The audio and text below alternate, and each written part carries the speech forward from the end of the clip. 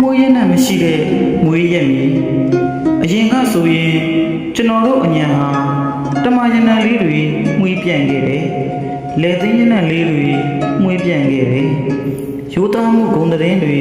မှုပြန်ခဲ့တယ်မိယိုဖလာရင်ကျင်းမှုတွေနဲ့ချစ်စရာကောင်းတဲ့ရိုးရာဓလေ့တွေဂုဏ်သတင်းတွေနဲ့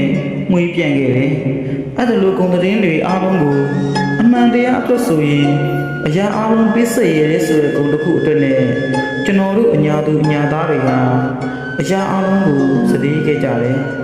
ကျွန်တော်တို့ဘာတွေထပ်ပြီးစည်ရည်ရအောင်လဲအိမ်တွေလည်းမရှိတော့ဘူးစုဆောင်ထားတဲ့စီးစိမ်တွေလည်းမရှိတော့ဘူးသားတွေကတော်ထဲမှာတိုင်းပြည်အတွက်ပေးဆက်နေကြတယ်သမီးတွေကတော့ပြပဖက်ပြီးမိသားစုရဲ့တာဝန်တွေစားဝတ်နေရေးတွေကိုဖြည့်ရှင်းပေးနေကြရတယ်မိဘဖားဝင်နဲ့ကလေးတငယ်တွေကတော့ဘုံတန်တွေတနက်တန်တွေကြားမှာပြေးလွှမ်းနေရင်စစ်သေးရှောင်နေကြရတယ်ကျွန်တော်တို့ဘာတွေထက်ပြီးစရေရအောင်လဲကျွန်တော်တို့အညာမှာထက်ပြီးစရေစရာဆိုလို့ပြပုံလေးပဲရှိတော့တယ်မှုရနဲ့ရှိတော့တဲ့အညာရဲ့